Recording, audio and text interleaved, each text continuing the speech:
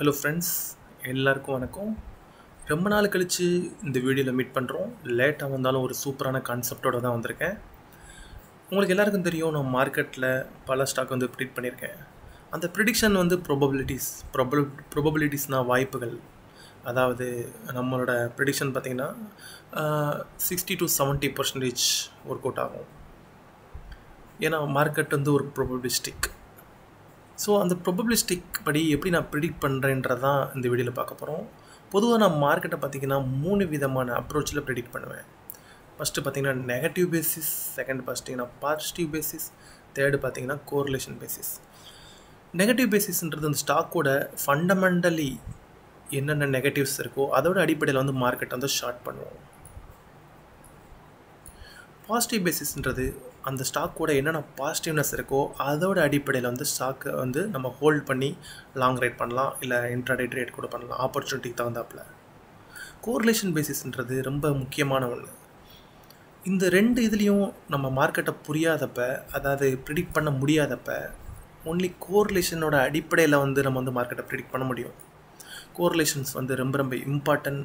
எந்த ஒரு செக்டரோட அனாலிசிஸையும் actually correlations வந்து நம்ம வந்து ஒரு ஸ்டாக்கை வந்து இண்டிவிஜுவலாக பண்ண முடியாது, டோட்டல் செக்டரோட பேசிஸில் தான் பண்ண முடியும்.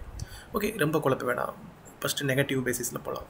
பொதுவாக பார்த்திங்கன்னா 3 விதமான ப்ரிடிக்ஷன் இருக்குது. இந்த வீடியோவில் நான் நெகட்டிவ் பேசிஸை மட்டும் டீப்லி எக்ஸ்பிளைன் பண்ண போகிறேன்.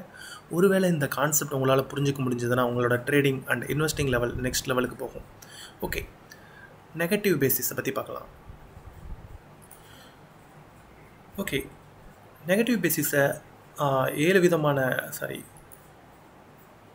8 விதமான அடிப்படையில் பிரிச்சிருக்கேன். ஃபஸ்ட்டு பார்த்தீங்கன்னா வீக்லி சேல்ஸ் ரிப்போர்ட். ஒரு கம்பெனியோட சேல்ஸ் ரிப்போர்ட்டுன்றது ரொம்ப ரொம்ப இம்பார்ட்டன்ட். ஏன் இம்பார்ட்டன்ட் கேட்டிங்கன்னா, அந்த சேல்ஸ் வந்து எக்ஸ்பெக்டட் லெவலில் பூர்த்தி அடையலைன்னா, அதாவது எதிர்பார்த்த அளவு அந்த சேல்ஸ் ரிப்போர்ட் வரலைன்னா அந்த கம்பெனியால் சரியான ப்ராஃபிட்டபிள் பண்ண முடியாது. அது மட்டும் இல்லாமல் சேல்ஸ் ரிப்போர்ட் சடனாக ரொம்ப அதிகமாக குறைஞ்சாலும் அந்த கம்பெனியில் ஏதோ சம்திங் ப்ராப்ளம் இருக்குன்னு அர்த்தம். சேல்ஸ் ரிப்போர்ட்டுன்றது நம்ம எப்படின்றது நம்ம லைவ் எக்ஸாம்பிளில் பார்க்கலாம். பொதுவாக நம்ம ஒரு ஸ்டாக் அனாலிசிஸ் பண்ணும்போது செக்டரோட பேசிஸில் தான் பண்ணணும். இந்த பார்த்திங்கன்னா ஏகப்பட்ட செக்டர்ஸ் இருக்குது. இதில் பார்த்திங்கன்னா airport and defence, agro chemicals, air transport service, இந்த மாதிரி நிறையா இருக்குது. இதில் பார்த்திங்கன்னா ஓகே, அக்ரோ கெமிக்கலில் பார்க்கலாம். அக்ரோ கெமிக்கலில் பார்த்திங்கன்னா ஏகப்பட்ட ஸ்டாக்ஸ் இருக்குது. இதில் லிக்விடிட்டியான பார்த்திங்கன்னா ஒரு 1000 கோடிக்கு மேலே உள்ள மார்க்கெட் கேப் உள்ள ஸ்டாக்கை செலக்ட் பண்ணிக்கலாம். ஓகே, 1000 கோடிக்கு மேலே இருக்கிற மார்க்கெட் கேப்பை செலக்ட் பண்ணியாச்சு. அதில் கிட்டத்தட்ட 15 கோடிக்கு மேலே 15 ஸ்டாக்ஸ் மேலே இருக்குது. அதில் அதிகமான கடன், ஆக்சுவலி இதை எக்ஸ்பிளைன் பண்ணுறதுக்கு முன்னாடி நான் சொல்கிறேன். இங்கே பார்க்கலாம், டெப்ட். என்றைக்குமே ஒரு கம்பெனி வந்து நெகட்டிவ், அதாவது ஷார்ட் பண்ணக்கூடிய ஆப்பர்ச்சுனிட்டி இருந்ததுன்னா அந்த கம்பெனி எந்த கம்பெனி கடன் அதிகமாக வாங்கியிருக்கோ அந்த கம்பெனியில் தான் இருக்கும். ஏன்னா கடன் உள்ள அதிகமான கம்பெனி இதில் எல்லா இஷ்யூலேயும் அதிகமாக பாதிக்கும். அதாவது கடன் இல்லாத கம்பெனியோட கடன் அதிகமாக இருக்கக்கூடிய கம்பெனி எல்லா இஷ்யூலையும் பாதிக்கும். அதாவது சேல்ஸ் ரிப்போர்ட் கம்மியாக இருந்தால் அதிகமாக பாதிக்கும், cash flow, operating cash flow அதிகமாக இருந்தால் பாதிக்கும், மெர்ஜர் அண்ட் அக்விசிஷனில் பாதிக்கும், வீக் காம்படிட்டிவ் அட்வான்டேஜில் பாதிக்கும். இந்த மாதிரி எல்லா இதுலேயும் பாதிக்கும். ஸோ கடன் உள்ள அதிகமாக உள்ள கம்பெனியில் தான் நான் ஷார்ட்டிங் பொசிஷன் வந்து டார்கெட் பண்ணுவேன். ஃபார் எக்ஸாம்பிள் பார்த்திங்கன்னா இந்த இதில் பார்த்திங்கன்னா அக்ரோ கெமிக்கல்ஸில் பார்த்திங்கன்னா 15 ஸ்டாக் இருக்குது. அதில் 1000 கோடிக்கு மேலே உள்ள மார்க்கெட் கேப்பை சூஸ் பண்ணுறேன். ஏன் 1000 கோடிக்கு மேலேனா அதில் தான் லிக்விடிட்டி இருக்கும். ஒரு பொருளை வாங்கணும் விற்கணும்னா அது லிக்விடிட்டி தேவை. ரொம்ப கம்மியான உள்ள மார்க்கெட் இதில் வந்து உங்களுக்கு அந்தளவு ஃப்ளோ இருக்காது, மார்க்கெட்டோட ஸ்பீட்னஸ் இருக்காது. ஓகே, ஸோ இப்போ பார்த்திங்கன்னா இதில் வந்து அதிகமான கடன் இருக்கிறது பார்த்திங்கன்னா டெப்ட் ரேஷியோ, அதாவது டெப்ட் டு ஈக்விட்டி ரேஷியோவில் 1க்கு மேலே இருக்கிற எல்லாமே அதிகமான கடனில் உள்ளதுன்னு அர்த்தம்.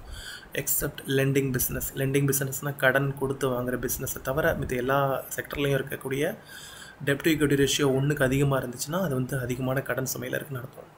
ஸோ இதில் பார்த்திங்கன்னா UPL 1.23 அண்ட் அடுத்தது பார்த்திங்கன்னா ஆஸ்டிக் லைஃப் சயின்ஸ் 1.72. ஸோ அதிகமான கடன் சுமையில் இருக்காங்க.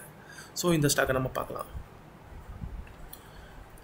இந்த ஸ்டாக்கோட சேல்ஸ் ரிப்போர்ட்டை கம்பேர் பண்ணுவோம். செப்டம்பர் 2021 103 கோடி ப்ராஃபிட் பண்ணியிருக்காங்க, சேல்ஸ் பண்ணியிருக்காங்க. டிசம்பர் 2021 173. சூப்பரான சேல்ஸ் ரிப்போர்ட். ஓகே, நெக்ஸ்ட்டு பார்த்தீங்கன்னா மார்ச் 2022 223 இன்னும் அதிகமாக பெட்டர் பண்ணியிருக்காங்க. ஸோ கம்பெனி ஒரு விதமான க்ரோவில் போயிட்டுருக்கு. பட் ஜூனில் பார்த்தீங்கன்னா ஒரு ஸ்லைட்லி டிஸ்அட்வான்டேஜஸ்.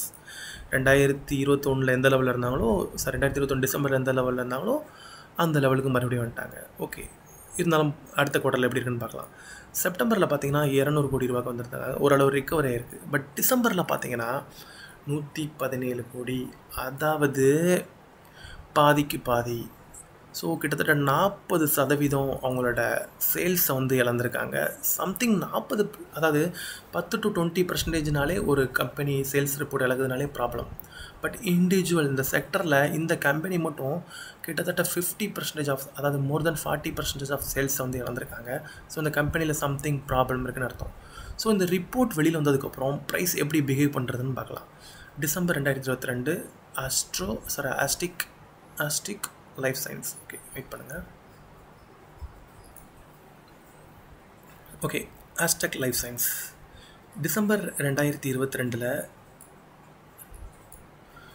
ப்ரைஸ் பார்க்கலாம். நல்ல ஒரு கன்சாலிடேஷன். இந்த கன்சாலிடேஷனுக்கு அப்புறம் ப்ரைஸ் கீழே விழுந்திருக்கு. ஸோ முன்னாடியே தெரிஞ்சிருக்கு இந்த கம்பெனி பெட்டராக பர்ஃபார்ம் பண்ணல, சம்திங் ஏதோ நெகட்டிவ் நியூஸஸ் இருந்திருக்கு. அதனால தான் இதோட ரிப்போர்ட்ஸ் பார்த்திங்கன்னா அந்த ப்ரைஸோட பிஹேவியர்லேயே தெரிஞ்சிருக்கு. ஓகே, பட் ரிப்போர்ட் எப்போ வந்திருக்கும்? ஜனவரி மந்தில் வந்திருக்கும். இந்த இடத்துல சம்திங் இந்த கேப் டவுனில் ப்ராபப்ளி வந்திருக்கலாம். ஓகே, ஸோ இந்த கன்சாலிடேஷனுக்கு அப்புறம் இந்த இடத்துல ஒரு நல்ல ஒரு கிராஷ். எவ்வளோ தூரம் கிராஷ்னால் ஃபுல் கிராஷ். கிட்டத்தட்ட 1600 ரூபாலேருந்து 1080 ரூபா வரைக்கும் வந்திருக்கு. கிட்டத்தட்ட 40%ன்னு சொல்லலாம். அதாவது எந்த அளவுக்கு ப்ரைஸ் விழுந்ததோ, எந்த அளவுக்கு அதோட சேல்ஸ் ரிப்போர்ட் குறைஞ்சதோ அந்த அளவுக்கு அந்த ரிப்போர்ட் வெளியில் வந்ததுலேருந்து விழுந்திருக்கு. டோட்டலாக பார்த்தீங்கன்னா 2200 ரூபாலேருந்து 1082 ரூபா வரைக்கும் குறைஞ்சிருக்கு. கிட்டத்தட்ட மோர் தென் 50%க்கு மேலே குறைஞ்சிருக்கு, 60% கிட்ட குறைஞ்சிருக்கு. ஸோ இந்த ப்ரைஸ் வந்து இது நம்ம எப்படி ப்ரெடிக்ட் பண்ணுறதுனா, அந்த ரிப்போர்ட் குறைஞ்சதுக்கப்புறம், ரிப்போர்ட் வெளியானதுக்கப்புறம் நீங்கள் பார்க்கலாம் ஒரு நல்ல ஃபால். கிட்டத்தட்ட 30% கீழே டவுன் ஆகிருக்கு. ஏன்னா நான் ஆல்ரெடி சொல்லியிருக்கேன், கடன் அதிகமாக உள்ள கம்பெனி எந்த ஒரு பாதிப்பு இருந்தாலும் அதிகமாக அடி வாங்கும் மார்க்கெட் ப்ரைஸில். ஸோ இது வந்து ஒரு ஆப்பர்ச்சுனிட்டி. அது மட்டும் இல்லாமல் நீங்கள் பார்க்கலாம் ப்ரைஸு எந்த அளவு பிஹேவ் பண்ணியிருக்குன்னா மறுபடியும் கீழே வந்திருக்கு. ஒரு ரிக்கவர் கொடுத்துட்டு, அதாவது எந்த லெவலில் இருந்து கீழே விழுந்ததோ அந்த லெவலில் ரிக்கவர் கொடுத்துட்டு ப்ரைஸ் மறுபடியும் அதை ஹோல்ட் பண்ணி மறுபடியும் கீழே விழுந்திருக்கு. என்ன காரணம் பார்த்தீங்கன்னா டிசம்பர், அதாவது 2024 மார்ச் குவார்ட்டரில் ஏதோ ப்ராப்ளம் நினைக்கிறேன். மார்ச் இல்லை டிசம்பர் குவார்ட்டரில் ஏதோ ப்ராப்ளம் நினைக்கிறேன். ஏன்னா டிசம்பர்லேருந்து ப்ரைஸ் வந்து கீழே விழுக ஆரம்பிச்சிருக்கு 2024. ஓகே,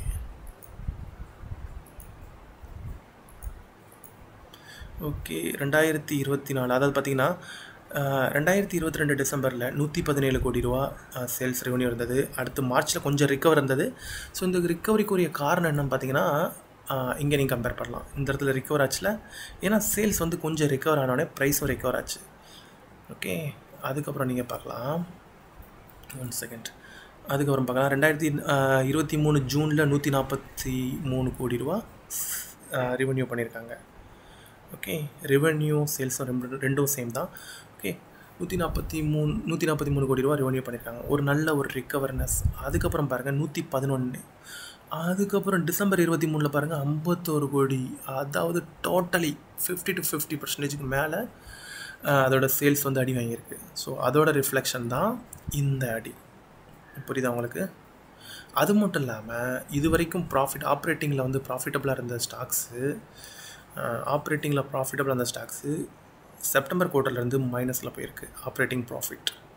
ஸோ ஆல்ரெடி கடனில் உள்ள நிறுவனம் ப்ராஃபிட் கம்மியாக பண்ணிகிட்டு இருக்கிறதே ப்ராப்ளம். இதில் நெகட்டிவாக போச்சுன்னா அந்த கம்பெனி பயங்கரமாக அடி வாங்கும். ஸோ அதோட ரிஃப்ளெக்ஷன் தான் இது. அதுக்கப்புறம் பார்க்கலாம் நீங்கள் ஒவ்வொரு டிசம்பர் இதுக்கு கண்டன் நினைக்கிறேன். ஏன்னா போன டிசம்பரில் பார்த்தீங்கன்னா டோட்டலாகவே அடி வாங்குச்சு 30 to 40%. இந்த டிசம்பரில் பார்த்தீங்கன்னா 51, அதாவது கிட்டத்தட்ட 60% மேலே அடி வாங்கிடுச்சு.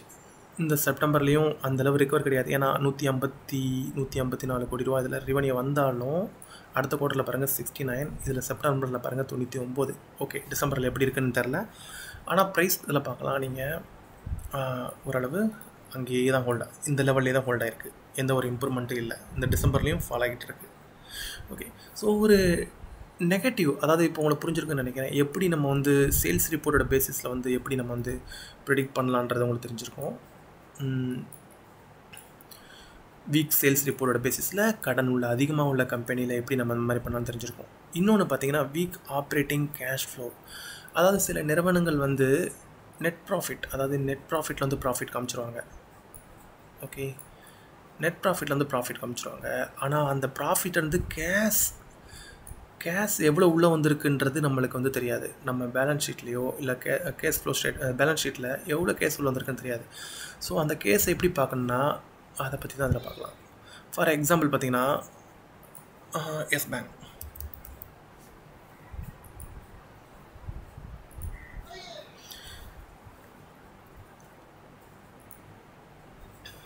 எஸ் பேங்க் பார்க்கலாம். 2017 3340 கோடி ரூபா நெட் ப்ராஃபிட் பண்ணியிருக்காங்க. 2018 4233 கோடி ரூபா ப்ராஃபிட்டில் காமிச்சிருக்காங்க. பட் எந்தளவு கேஸ் உள்ளே வந்திருக்குன்றது தான் இங்கே உள்ள சவால். ஃபார் எக்ஸாம்பிள் இந்த 2 இயர்லேயும் 3000 கோடி 4000 கோடி காமிச்சவங்க அவங்களோட கேஷ் ஃப்ளோ ஸ்டேட்மெண்ட்டில் பார்த்தீங்கன்னா 2017 4338 கோடி ரூபா ப்ராஃபிட்டில் இருந்தது. ஓகே, பட்டு மார்ச் 2018 -21.810 கோடி ரூபா லாஸில் காமிச்சிருக்காங்க. ஆனால் அதே 2018 ஃபினான்ஷியல் ரிப்போர்ட்டில் பார்த்தீங்கன்னா 4233 கோடி ரூபா ப்ராஃபிட்டில் காமிச்சிருக்காங்க. ஸோ கேஷ் இதில் பிஸ்னஸ் மூலமாக வரல, வேறு ஏதோ மூலமாக தான் வந்திருக்கு. புரியுதா? இதுதான் கேஷ் ஃப்ரம் ஆப்ரேட்டிங் ஆக்டிவிட்டீஸ். அதாவது ஒரு பெயிண்ட் கம்பெனி அந்த பெயிண்ட் விற்கிறது மூலமாக எவ்வளோ ப்ராஃபிட் பண்ணியிருக்குன்றது தான் மெயினே தவிர அந்த பெயிண்ட் கம்பெனி பேங்க்கில் போட்டு அதை இன்ட்ரெஸ்ட்டில் வந்த ப்ராஃபிட்டை வந்து காமிக்கிறது தப்பு இல்லை. ஏதாவது ஒரு பெயிண்ட் கம்பெனியோட பில்டிங்ஸை விற்று அந்த மாதிரி ப்ராஃபிட் காமிக்கிறதுன்றது அது வந்து ப்ராஃபிட்டபிலிட்டி கிடையாது. ஆப்ரேஷன் த்ரூ எந்தளவு ப்ராஃபிட் வந்துருக்கு தான் மெயின். அதான் மெயின். மார்ச்சில் பார்த்தீங்கன்னா 24,000 கோடி லாஸு. ஆனால் அதே மார்ச்சில் இங்கே பார்த்தீங்கன்னா மார்ச் 2019 24,000 கோடி ரூபா லாஸு. இதில் 1700 கோடி ரூபா ப்ராஃபிட் காமிச்சிருக்காங்க. மார்ச் 2020 16,000 கோடி ரூபா லாஸில் காமிச்சிருக்காங்க. அதே மார்ச் 2020 இதில் ஆப்ரேட்டிங் ப்ராஃபிட் பார்த்தீங்கன்னா 57,000 கோடி ரூபா லாஸ் காமிச்சிருக்காங்க. ஸோ இதோட பேசிஸில் அதாவது கேஸ் ஆப்ரேட்டிங் ப்ராஃபிட்டில் அடியாச்சுன்னா ஸோ இந்த ஸ்டாக்ஸ் வந்து டெஃபினெட்லி அடியாகும். ஸோ அதோட பேசிஸ்லேயே நம்ம வந்து ட்ரேட் எடுக்கலாம். ஓகே, இப்போ 2 கவர் பண்ணியாச்சு, டெப்ட்டும் நம்ம கவர் பண்ணியாச்சு. 1க்கு மேலே இருக்கிற எல்லாமே கடன் உள்ள company except lending business. Okay, next பார்த்தீங்கன்னா மெர்ஜர் அண்ட் அக்விசிஷன்ஸ். அதாவது இந்த நெகட்டிவ் பேசிஸில் பார்த்தீங்கன்னா அந்த கம்பெனி வந்து டெப்டாக இருந்ததுன்னா மட்டும்தான் அதோட ஃப்ளோ வந்து ரொம்ப நல்லாயிருக்கும். ஏன்னா நல்லா உழுகும். இப்போ கடன் இல்லாத கம்பெனி உழுகும், பட் அந்தளவு உழுகாதுன்னு சொல்ல முடியாது, உழுகலாம். பட் சீக்கிரமாகவே ரிக்கவர் ஆகிடும். பட் இந்த மாதிரி பிஸ்னஸ் வந்து கடன் உள்ள அதிகமான உள்ள பிஸ்னஸ் வந்து ரிக்கவர் ஆகிறது கஷ்டம். உங்கள் இன்வெஸ்ட்மெண்ட்ஸில் வந்து பார்த்துக்கோங்க உங்களோட கம்பெனி எந்தளவு டெப்டாக இருக்குன்ட்டு. ஓகே, நம்ம அந்த இதை பார்த்தோம். இந்த அஸ்டிக் பார்த்தோம். அஸ்டிக் எந்தளவு அஸ்டக் லைஃப் சயின்ஸில் எந்தளவு கடன் வச்சுருக்காங்கன்னு நீங்களே பார்க்கலாம். அதை பார்க்குறதுக்கு கடன் எவ்வளோ இருக்குதுன்னு பார்க்குறதுக்கு நீங்கள் வந்து பேலன்ஸ் ஷீட்டில் பார்க்கலாம். அவங்களோட பேலன்ஸ் ஷீட்ஸில் போரோவிங்ஸ்ன்றதுல அதில் கிளிக் பண்ணிங்கன்னா லாங் டைம் போரோவிங் பாருங்கள் எவ்வளோ அளவு ஏறி இருக்குது அப்படின்ட்டு. அது மூலம் ஷார்ட் டைம் போரோவிங் பாருங்கள் எந்தளவு இன்க்ரீஸ் ஆகிருக்குன்னு பாருங்கள். ஸோ இது வந்து ரொம்ப ரொம்ப நல்லது கிடையாது. ஏன்னா அவங்கள்ட்ட கேஷும் கிடையாது. கேஷ் பார்த்தீங்கன்னா அவங்கள்ட்ட வெறும் 2 கோடிக்கு மேலே அதிகமாக இல்லை. பட் கடன் பார்த்தீங்கன்னா 200 கோடிக்கு மேலே அதிகமாக இருக்குது. டோட்டலாக 500 கோடிக்கு மேலே அதிகமாக இருக்குது. ஸோ ரொம்ப இது ஆபத்தான ஒரு நிலைமையில் இருக்கிற கம்பெனி. ஸோ இந்த மாதிரி பேஸில் பண்ணலாம். நெக்ஸ்ட்டு பார்த்தீங்கன்னா மெர்ஜர் அண்ட் அக்விசிஷன்ன்றது என்னதுன்னா ஒரு நிறுவனம் இன்னொரு நிறுவனத்தை வாங்குறது. ஒரு நிறுவனம் இன்னொரு நிறுவனத்தை எப்போ வாங்கணும்னா அதுக்குரிய பெனிஃபிட் ஏதாவது இருக்குன்ற பேஸில் வாங்கும். ஃபார் எக்ஸாம்பிள் பார்த்தீங்கன்னா இந்த பெயிண்ட் ரிலேட்டடாக இருக்கிற ஒரு நிறுவனத்தை வாங்குச்சுன்னா அது வந்து ஒரு அட்வான்டேஜஸ். அதே பெயிண்ட் கம்பெனி இந்த பணத்தை யூஸ் பண்ணி ஒரு ரியல் எஸ்டேட் பிஸ்னஸில் இன்வெஸ்ட் பண்ணிச்சுன்னா, அதாவது ரியல் எஸ்டேட் பிஸ்னஸோ இல்லை வேறு ஏதாவது பிஸ்னஸோ உள்ளே வந்துச்சுன்னா, இல்லை சிமெண்ட் பிஸ்னஸில் உள்ளே வந்துச்சுன்னா அது வந்து பேட் அலோகேஷன்ஸ். ஏன் பேட் அலோகேஷன்ஸ்னால் இதில் உள்ள பெயிண்ட் மூலமாக வர வருமானத்தில் இருக்கக்கூடிய பாசிட்டிவ் கேஸஸை அன்னெசரியாக வேறு பிஸ்னஸ் உள்ளே போகும்போது அது வந்து நெகட்டிவிட்டியை ஏற்படுத்தலாம். ஸோ புரியுதுன்னு நினைக்கிறேன். பெயிண்ட் ரிலேட்டடாக இருக்கிற பிஸ்னஸை வந்து வாங்கலாம், அது ப்ராப்ளம் இல்லை. ஏன்னா அதில் உள்ள ஃபவுண்டர்ஸ்க்கு வந்து அதோட நாலேஜ் இருக்கும், ஒன்றும் ப்ராப்ளம் இல்லை. பட் பெயிண்ட் கம்பெனி வந்து அன்ரிலேட்டடாக இருக்கிற பிஸ்னஸை வாங்கும்போது ஆபத்து. ஸோ அது வந்து நெகட்டிவ் இம்பேக்ட் ஆகும். நீங்கள் வேணால் ட்ரை பண்ணி பார்க்கலாம், பல ஹிஸ்ட்ரி எடுத்து பார்க்கலாம். எப்படி அன்ரிலேட்டடான பிஸ்னஸை வாங்கும்போது ஷேர் ஹோல்டர்ஸ் எப்படி வந்து பிஹேவ் பண்ணுறாங்க, அந்த ஸ்டாக் எப்படி உளுந்துருக்குன்றதை நீங்கள் பார்க்கலாம். ஓகே, நெக்ஸ்ட்டு பார்த்தீங்கன்னா சில டைமில் வந்து பாசிட்டிவாக இருக்கிற பிஸ்னஸை வாங்கினாலே வந்து ப்ரைஸ் வந்து ரியாக்ட் ஆகும். ஏன்னா அது வந்து லாஸ் பண்ணுற லாஸ் மேக்கிங் பிஸ்னஸாக இருக்கலாம். ஸோ இந்த மாதிரி கூட நடக்கும். ஏன்னா அது ஸ்ட்ரென்த் கம்மியாகும். பேட் அசட் அலோகேஷன் வாங்க இருக்கிற பிஸ்னஸில் இம்ப்ரூவ்மெண்ட் பண்ணுறதை விட்டு எதுக்கு இன்னொரு பிஸ்னஸ் போகிறேன்ற கான்செப்டில் உருவாயிடும். ஓகே, பட் நல்லதான், அதோட காம்படிட்டிவ் ரெடியூஸ் பண்ணக்கூடிய ஆப்பர்ச்சுனிட்டியை உண்டு பண்ணும். ஓகே நெக்ஸ்ட்டு பார்த்தீங்கன்னா வீக் காம்படிட்டிவ் அட்வான்டேஜ்ன்றது ஒன்றும் கிடையாது. ஒரு கம்பெனி ஒரு யூனிக்கான ப்ராடக்டை டெவலப் பண்ணி அதை சேல்ஸ் பண்ணுறது மூலமாக அதுக்கு கிடைக்கக்கூடிய வருமானம். அதாவது யூனிக்கான ப்ராடக்ட்னால் அதை யாரும் விற்க முடியாது, ஒரு தனி பேட்டர்னை ஒன்று உருவாக்கி வச்சுருக்கோம். உதாரணத்துக்கு நல்ல பிராண்ட் இனோவேஷன். ஓகே, இது ரெண்டும் இருந்துச்சுன்னா அந்த கம்பெனிக்கு நல்ல ஒரு மார்ஜின் கிடைக்கும். மார்ஜின்றது என்னென்னா, ஒரு பொருளை 100 ரூபாய்க்கு வாங்கி மேனுஃபேக்சரிங் பண்ணுறாங்கன்னா அந்த பொருளை 120 ரூபான்னு விற்கிறாங்கன்னா அந்த 20 ரூபா மார்ஜினில் விற்கிறாங்க. ஸோ இந்த மாதிரி பிராண்டோ இன்னோவேட்டிவோ இதோட அடிப்படையில் அந்த கம்பெனி ஏதாவது யூனிக்காக பண்ணும்போது கண்டிப்பாக நல்ல மார்ஜின் வச்சு விற்கலாம். இது ரெண்டு மட்டும் இல்லை, இன்னும் நிறையா இருக்குது. அவங்களோட quality of business, product of குவாலிட்டியை பொறுத்து அவங்களோட பிராண்ட் வந்து இன்க்ரீஸ் ஆகும். ஓகே, ஸோ வந்து ஒரு நல்ல மார்ஜின் வச்சு வைக்கலாம். ஆனால் இது ரெண்டுமே இல்லாத கம்பெனி வந்து லோ மார்ஜினில் விற்கணும். அதாவது 120 ரூபாய்க்கு விற்கிறது பதிலாக 105 ரூபாய்க்கு விற்றா வெறும் 5 ரூபா, ஒன்லி சர்வேவ் மட்டும்தான் பண்ண முடியும். ஸோ காம்படிட்டிவ் இல்லாத கம்பெனி காம்படிட்டிவ் இருக்கிற கம்பெனியோட என்றைக்குமே அடிபணிஞ்சு தான் போகணும். ஏன்னா அவங்க வந்து அவங்களுக்கு வந்து ப்ராஃபிட் வந்து கேஷ் ஃப்ளோ வந்து அதிகமாக ஜென்ரேட் பண்ணணும். இவங்களுக்கு அந்தளவுக்கு கேஷ் ஃப்ளோ இருக்காது. ஸோ இது வந்து ஒரு நெகட்டிவ் அட்வான்டேஜ். நெக்ஸ்ட் பார்த்தீங்கன்னா இண்டிவிஜுவல் இஷ்யூ. சாரி, இது ரொம்ப இது இருக்குன்னு நினைக்கிறேன். Wait second.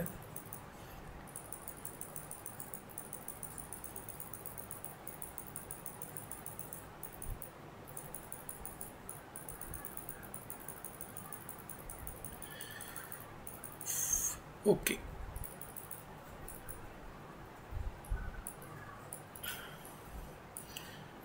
இப்போ பார்த்தீங்கன்னா இண்டிவிஜுவல் இஷ்யூஸ்னால் ஒரு இந்த கம்பெனி ரிலேட்டடாக இருக்கக்கூடிய இஷ்யூஸ், அதாவது நெகட்டிவ் இஷ்யூஸ்.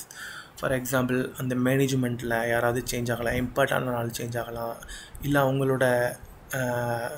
அவங்களோட கரப்ஷனாக இருக்கலாம், இல்லைனா அந்த ஏதாவது கம்பெனி ரிலேட்டிவாக இருக்கக்கூடிய எனி நெகட்டிவ் நியூஸஸ் கண்டிப்பாக அதுக்கு தகுந்தாப்பில் ப்ரைஸ் வந்து பிஹேவ் பண்ணும். அது மட்டும் இல்லாமல் ஆல்ரெடி கடனில் உள்ள நிறுவனம் ரொம்ப அக்ரெசிவாக கீழே போகும். ஸோ இதோட பேசிஸ்லேயும் நம்ம வந்து அந்த ஸ்டார்ட் பண்ணலாம். செக்டரல் இஷ்யூஸ்னால் அந்த செக்டரில், அதாவது அக்ரோ கெமிக்கலை பார்த்தோம்ல, அந்த அக்ரோ கெமிக்கலில் செக்டரில் டோட்டல் ஸ்டாக்கே கீழே விழுகும்போது அதிகமாக கடன் உள்ள கம்பெனி இன்னும் அதிகமாக கீழே விழுகும். அதாவது நார்மலாக இருக்க கம்பெனி கொஞ்சம் கீழே விழுந்ததுன்னா நல்ல கம்பெனி, இந்த கடன் அதிகமாக உள்ள கம்பெனி பார்த்திங்கன்னா ரொம்ப அக்ரெசிவாக கீழே விழுகும். ஸோ இதை வந்து நம்ம அட்வான்டேஜ் எடுத்துக்கலாம். ஓகே, செக்டரல் இஷ்யூஸில் மேக்ரோ இஷ்யூஸ்ன்ற ஒன்று கிடையாது. எக்கனாமிக்கல் இஷ்யூஸ், ஓவராலாக வார், ஏதாவது பொலிட்டிக்கல் ரிலேட்டடாக எதுனாலும் இருக்கலாம். ஸோ அதோட பேசிஸில் வந்து மற்ற ஸ்டாக் விழுகும்போது டெஃபினெட்லி இந்த ஸ்டாக்கும் கீழே விழுகும், இந்த ஸ்டாக்கும் அதிகமாகவே கீழே விழுகும் மித்த ஸ்டாக் விழுகிறதோட. ஸோ இதோட பேசிஸில் வந்து நம்ம வந்து நெகட்டிவ் அப்ரோச் பண்ணலாம். உங்களுக்கு புரியுதுன்னு நினைக்கிறேன். இது ரொம்ப இம்பார்ட்டன்ட். ஸோ இந்த 3 ஆப்பர்ச்சுனிட்டியில் நெகட்டிவ் ஆப்பர்ச்சுனிட்டி ரொம்ப இம்பார்ட்டன்ட். ஏன்னா இதில் தான் இன்ட்ராடே ட்ரேட் எடுக்கக்கூடிய ஆப்பர்ச்சுனிட்டி அதிகமாகவே கிடைக்கும். பாசிட்டிவ் ஆப்பர்ச்சுனிட்டியில் பொசிஷனை ஹோல்ட் பண்ணுற மாதிரி, அது மாதிரி இன்வெஸ்ட்மெண்ட்ஸ் இனிஷியேஷன் பண்ணுற மாதிரி ஆப்பர்ச்சுனிட்டிஸ் நிறைய கிடைக்கும். நெகட்டிவ் ஆப்பர்ச்சுனிட்டி இன்ட்ராடே ட்ரேட் பண்ணுற மாதிரி, அந்த ஷார்ட் டைம் ஹோல்டிங் ஷார்ட் பண்ணுற மாதிரி ஆப்பர்ச்சுனிட்டிஸ் நிறைய கிடைக்கும். ஸோ இதோட பேசிஸ்ன்றது உங்களுக்கு தெரிஞ்சுக்கணும். நீங்களே கோரிலேட் பண்ணி பாருங்கள். ஒவ்வொரு கம்பெனியும் எந்தளவுக்கு கம்பெனி கடனில் இருக்கோ அந்த இது உங்கள் ட்ராக் லிஸ்ட்டில் இருக்கணும். கழுகு பார்வை பார்த்த மாதிரி அந்த கம்பெனியோட நெகட்டிவிட்டிக்காக வெயிட் பண்ணணும். கொஞ்சம் அந்த கம்பெனியோட நெகட்டிவ் நியூஸ் வந்தாலே நீங்கள் ப்ரைஸை ட்ராக் பண்ண ஆரம்பிச்சிருங்க. ஸோ ஒரு நல்ல ஒரு அருமையான ஆப்பர்ச்சுனிட்டி கிடைக்கும் ஷார்ட் பண்ணுறதுக்கு. ஓகே, இந்த வீடியோ உங்களுக்கு பிடிச்சிருந்துன்னா லைக் பண்ணுங்கள். ஏன்னா உங்களோட சப்போர்ட் தான் நம்மளுக்கு மெயின். உங்களோட சப்போர்ட் எந்தளவு இருக்கோ அந்தளவு என்ன மோட்டிவேட் பண்ணும் வீடியோ மறுபடியும் அப்லோட் பண்ணுறதுக்காக. Okay guys, thank you so much.